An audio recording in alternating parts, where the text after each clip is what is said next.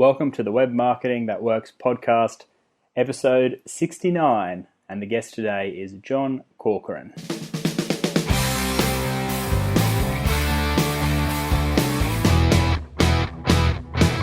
Welcome to the Web Marketing That Works podcast. Come behind the scenes of real-life marketing experiments and listen in as amazing guests confess the truth about what really works. Now, here are your hosts, Adam Franklin and Toby Jenkins. I'm Adam Franklin, and you are listening to the Web Marketing That Works podcast, the show for people like me who love marketing on the web. And today's special guest is a guy called John Corcoran.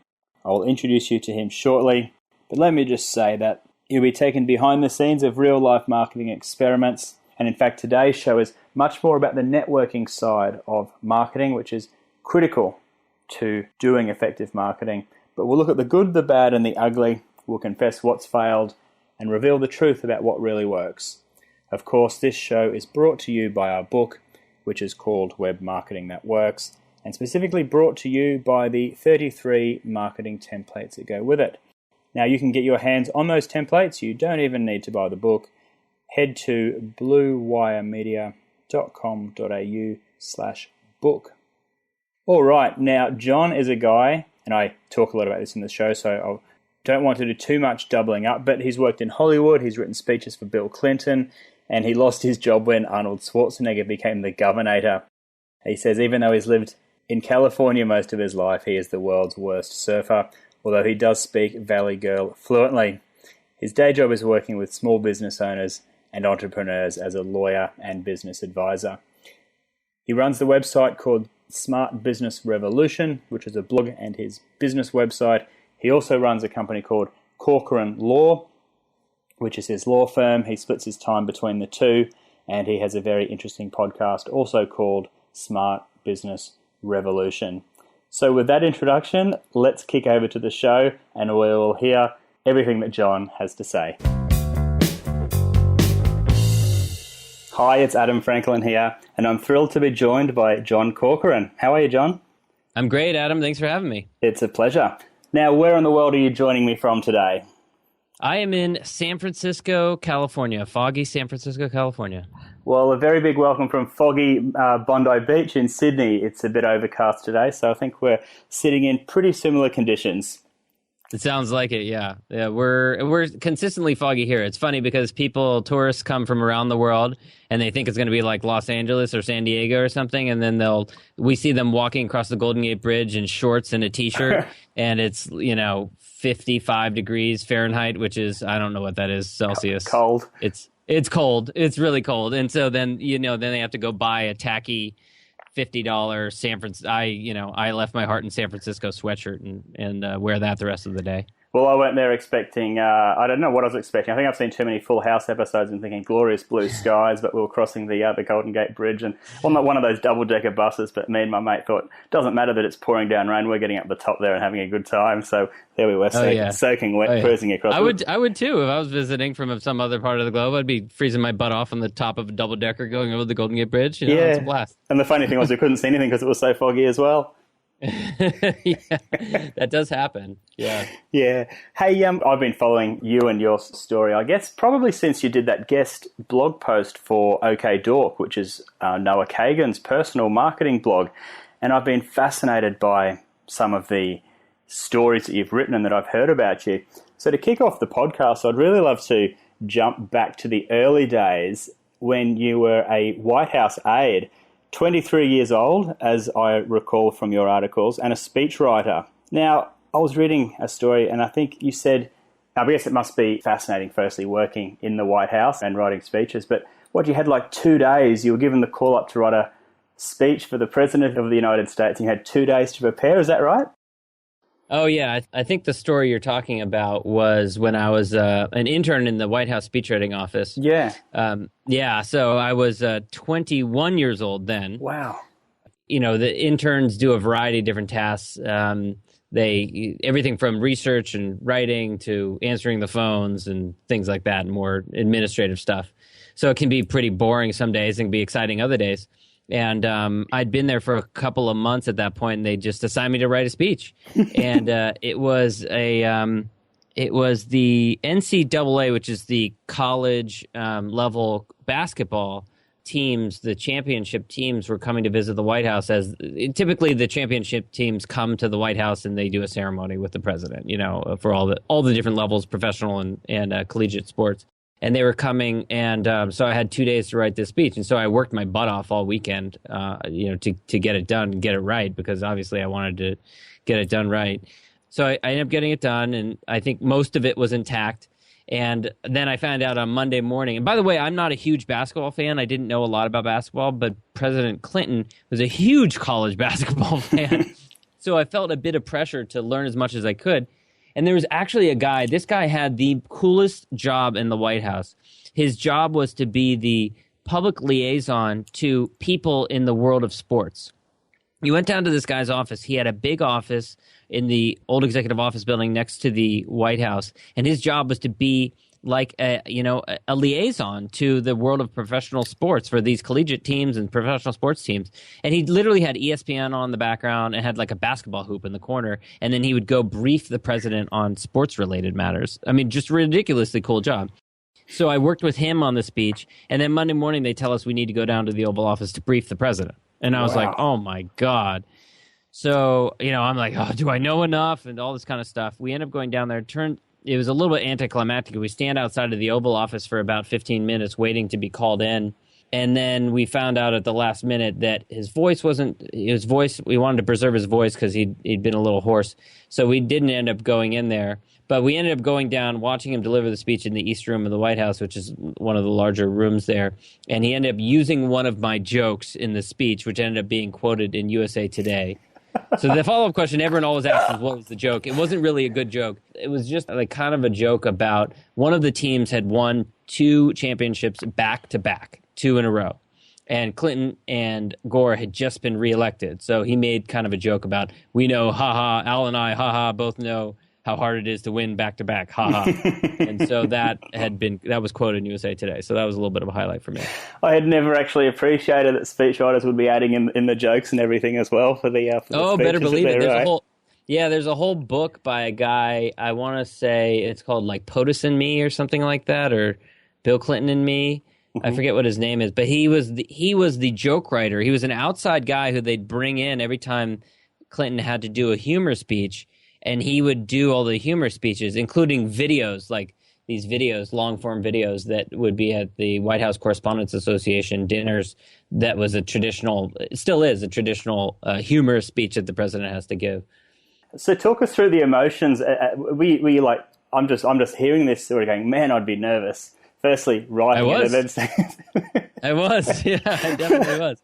Right, I was 21 years old. Yeah, that's phenomenal. And so nervous as hell, but what you just did a lot of work and then just sort of thought, well, I've got to turn it in. I hope it's good enough. Yeah, pretty much. I mean, it's like that famous Woody Allen quote, 90% of success is just showing up. So, you try as hard as you can. You try and get it as close to perfect as you can. And then you turn it in, and you hope that everyone enjoys it, the work that you do. But, a lot of the preparation is actually, when it comes to that kind of position, is absorbing the sound and the voice of your speaker. When you're being a ghostwriter, you're trying to write words that sound like your speaker talks, to be as close as possible to what they would actually say in a particular instance. So the months and months of reading his speeches and listening to his speeches and watching him speak really paid off in writing that speech.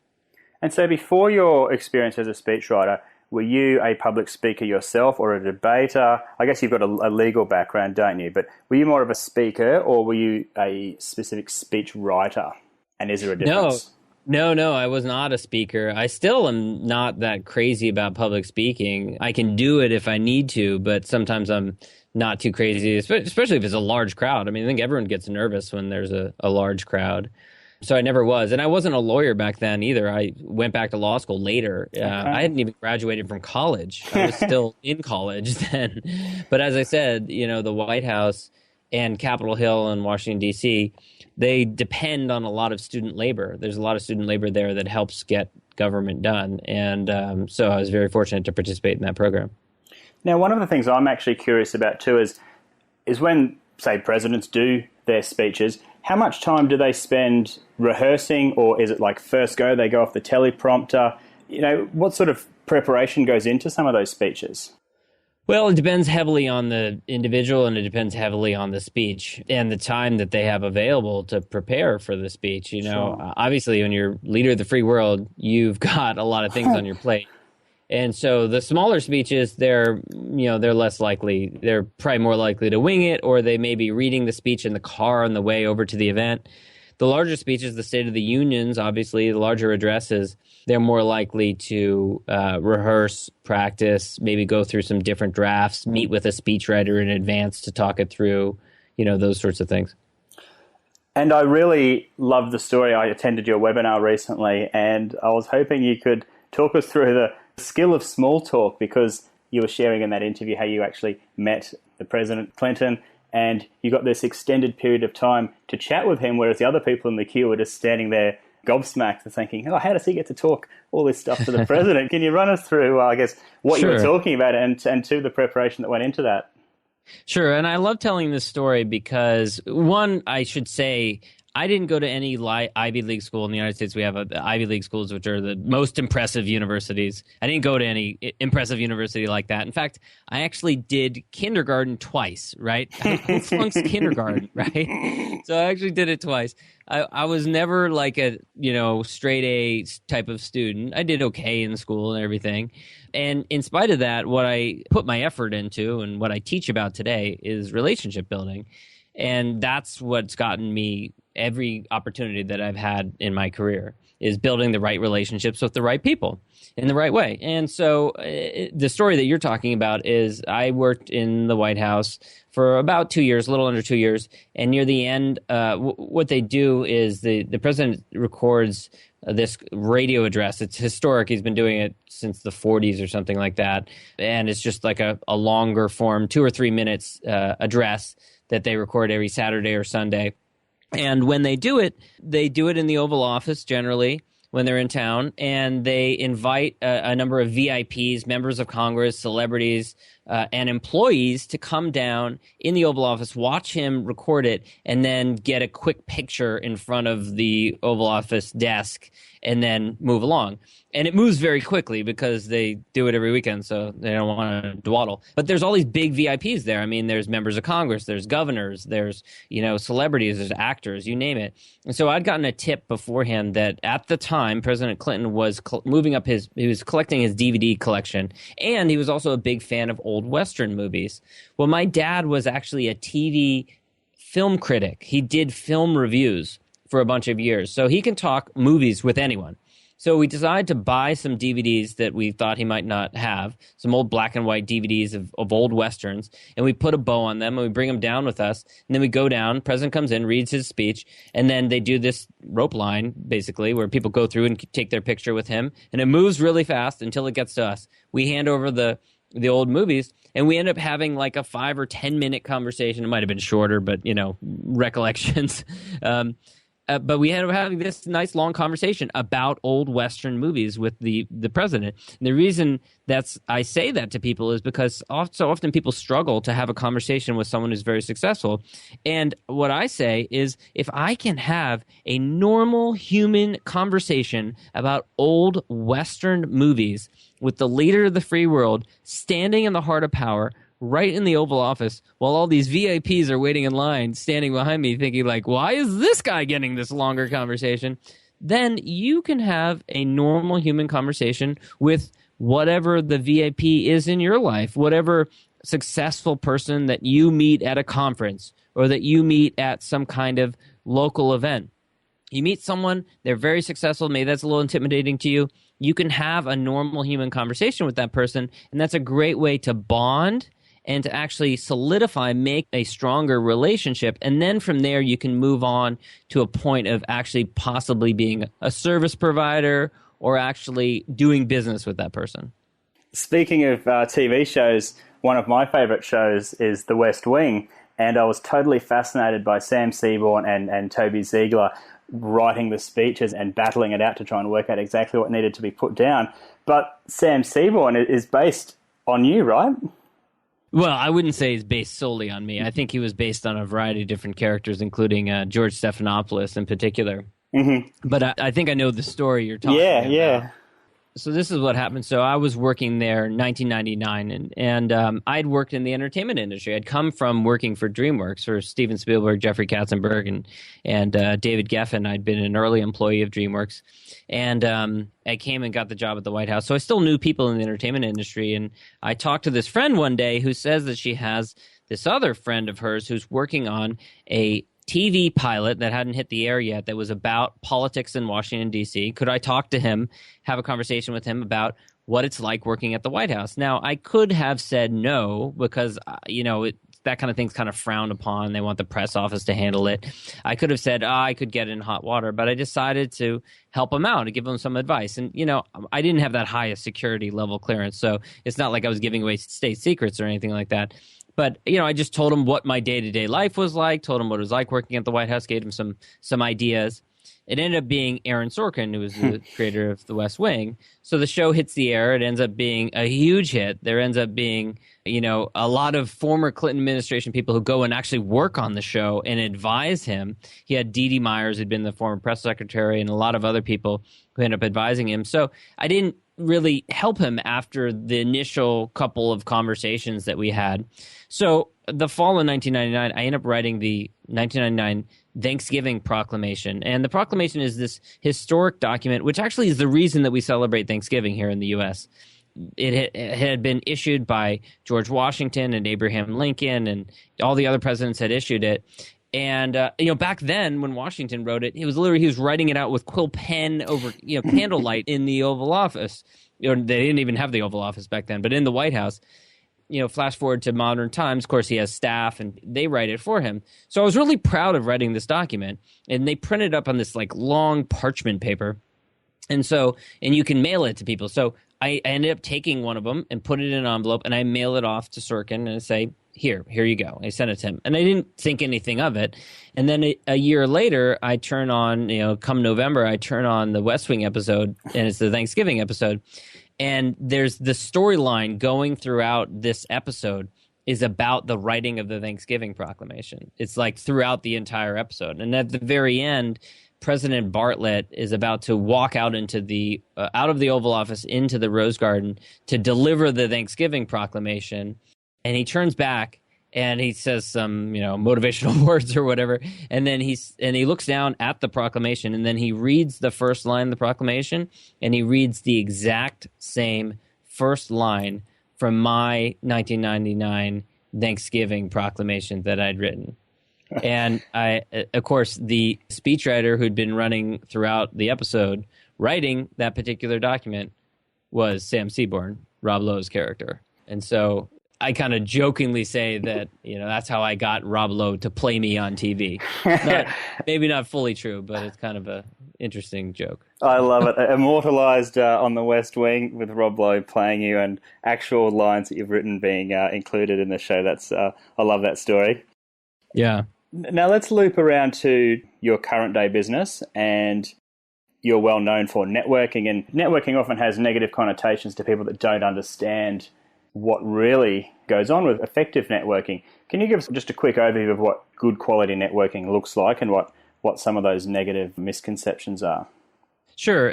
I think that people, they have a really negative association with networking because so many people do it wrong. We've all been at some kind of event where someone's trying to press a business card in our hand immediately, or they're trying to sell us on something. They're trying to get us to buy something from them. And that's doing it completely wrong.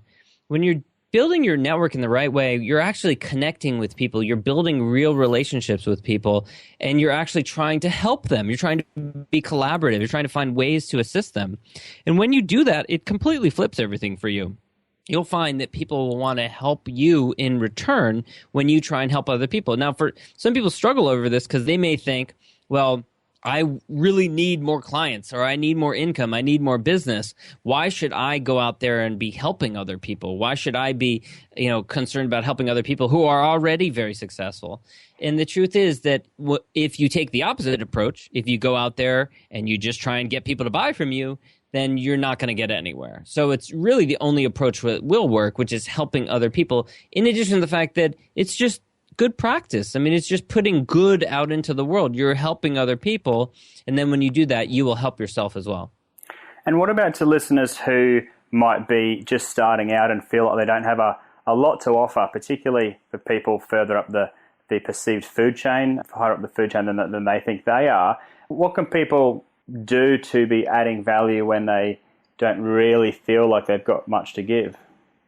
Yeah, that's a common question. A lot of people struggle with that, and they struggle with it at every level. So you can be assured that if you're starting out in your career, if you are just, in the early beginning of your career, you can actually, there are people who are CEOs of large companies who struggle with the same thing, depending on the person that they're connecting with. So what I tell people is, try and just be human and keep it personal. You've heard of probably keep it simple, stupid. People talk about keep it simple, stupid. I say keep it personal, stupid.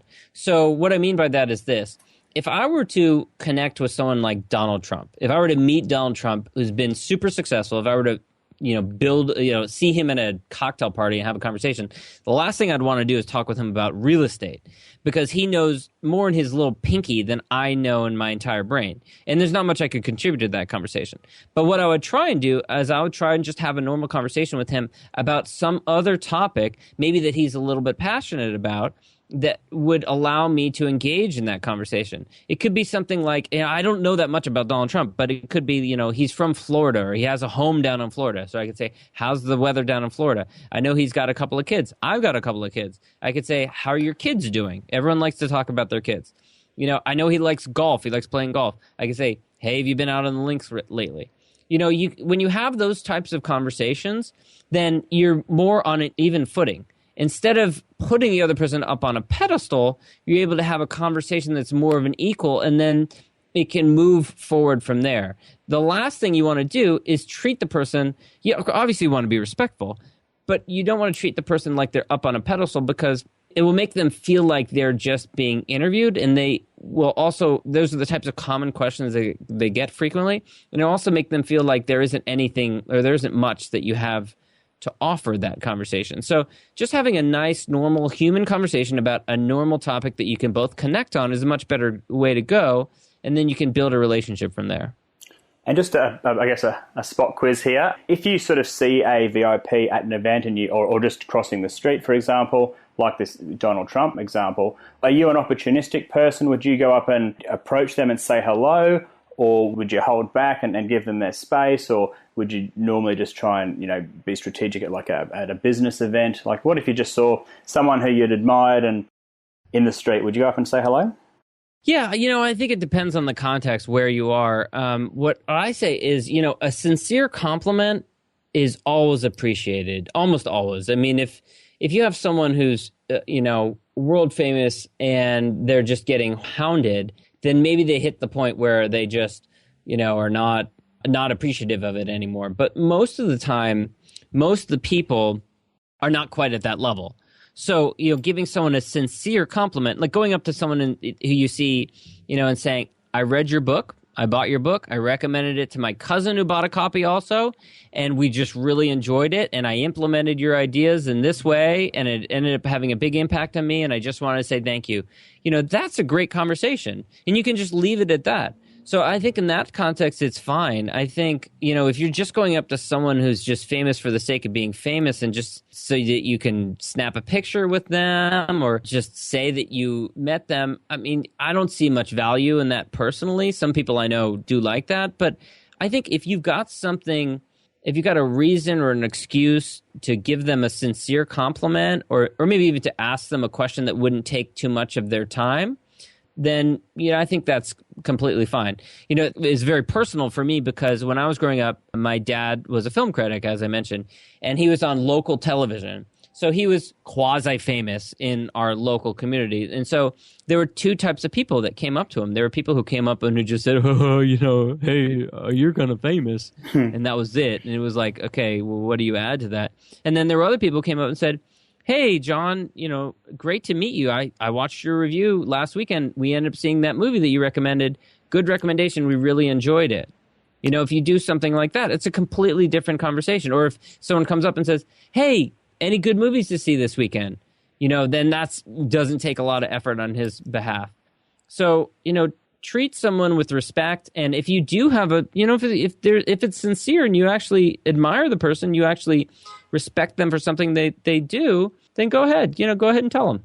Yeah, nice. I will. So, John, you're all about having a system for keeping in touch with your network and nurturing the relationships in the network.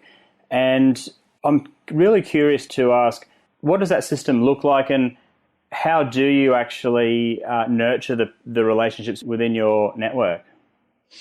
So great question. So one of the core strategies that I recommend people to do, and you can grab all this. I've got a free ebook on my site, which we can mention at the end, that people can grab that lays all this out. But one of the first things the very first thing is mindset. And I think we've talked about that a little bit. Having the right mindset, the right philosophy, going out there of wanting to give first, help other people, to actually make deposits in the bank before you make withdrawals from the bank. Very good. That's of crucial importance, number one. Number two is actually taking the time to decide who are the types of people that you want to build relationships with. And for a lot of people, they struggle with this. They might be working in a job right now that they don't enjoy, and they want to change to another career. They want to start their own business, or maybe even they have their own business right now, but they don't like the types of clients that they're serving, so they want to change and have a different type of client. So you have to get really clear on the types of people that you want to build relationships with. And there are a couple of tools that I recommend people use. I have something called a conversations list strategy. It's basically taking the time to write out a list of the 50 people that you'd like to build and or deepen a relationship with over the course of the next 12 months. And I call it a conversations list because it's really just having an ongoing conversation. There's no pressure. It's not like you have to get everything accomplished right away, but actually having an ongoing conversation with these people. And it could be people that you know right now, or it could be other people that you want to get to know, that you want to meet. And when you take that time, spending that 15 minutes could save you 15 years of wasted effort by actually just taking the time to write down the list of people. And this is something that I do on an annual basis. I go back, I look at the people who I've met in the last year, and I look at the people who are on my list from the previous year, and I say, okay, now these are the 50 people that I want to really prioritize building a relationship with. And it doesn't mean that you don't build relationships with anyone else at all. It just means that these are people who you definitely want to make sure you prioritize building a relationship with. That's really cool, because I've actually implemented that based on the ebook and everything that you've published on your own website, and I've got it pinned up in my room, so every morning I can have a look at that. And this was before I got onto the Contactually program, which you might talk about. But literally just printed out on a piece of paper, stuck on the wall, and I can just make notes and ticks and marks next to it to indicate whether I've actually initiated conversations with them or interviewed them on the podcast or sent them an email. So it's a really effective way. And before I had a proper name for it, before my book came out last year, I remember reading something on Seth Godin's blog about needing to build your network and your platform, at least start building it 3 years before you really need it. And I set out this list of all the people that I wanted to write a blurb for my book, and pretty much did that exact same thing. I listed them into a spreadsheet and was proactive about reading their stuff, buying their books, reviewing their books, all the things you spoke about earlier. And it was phenomenal because the lion's share of the people that I hit up for a blurb on my book had been nurtured through a very similar process. And interestingly, the people that I did ask that didn't write a blurb for me were people that I'd only just thought of at the last minute and hadn't actually put any deposits into the bank account with, and none of them got back to me, or they said a polite no. So it's really interesting to see that in practice, that you can plan it out and you can be strategic about it, but to always being generous in the first place, it's cool. That's right. And that's an excellent strategy for if you're an aspiring author, you want to come out with a book and you want to have other authors or other well-known people to give you a blurb, but you can use it in other capacities as well. I mean, if you're just concerned about your career and your local community and you want to work your way up the ladder, you can identify other, owners of businesses in your local community whose businesses you might want to work for, or even employees, mid managers or lower level employees who would be a good connection for you. I mean, when I was trying to get a job at the White House, I wasn't just obviously trying to connect with the president. I was trying to connect with everyone else who worked at the White House. And not just that, I didn't just stop there, but I also wanted to build relationships and keep my relationships strong with people who worked in Washington, D.C., because they might hear about some kind of opportunity that might come along. And actually, I ended up, after the White House, coming back to California and working in the governor's office in California. And that job I heard about from someone who was a friend of a friend who I'd met at a wedding a couple of months earlier. And he lived in Sacramento. And so he heard about this, a job as a speechwriter for the governor, and ended up telling me about it. And that's how I ended up coming back to California and working in that job, because I'd kept that relationship warm. So, and I've heard statistics that 60 to 70% of jobs are never advertised. So if you want to have access to those types of opportunities, you really need to make sure that you're building relationships with the right types of people who are going to know about those types of opportunities. Actually, yeah, just reflecting back on the 10 years I've been in business and the people that we've employed, I think maybe we've put 1 or 2 job ads out, and the rest have all been people that we've found or they found us, but certainly weren't advertised in the traditional sense. So really true. Right. Yeah, absolutely. Now, I could ask you questions all day, John, but I'm going to have to wrap it up there. I'll ask one more question before we close. Who do you learn from? Oh, man, I learn from anyone I can. Yeah, I mean, Michael Port is, he's become a bit of a mentor to me. I was a huge fan of his works before I got to meet him personally in the last year. My friend Susan Rowan, author of How to Work a Room, Dory Clark, the author of Reinventing You.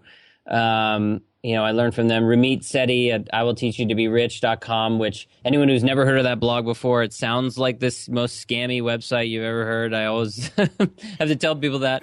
But he's a Stanford graduate, very smart business mind. He's someone that I learned from. Dove Gordon, who you and I both know, and all the people in his mastermind group. Corbett Barr over at Fizzle. Boy, there's a lot of different people. Yeah. I bet.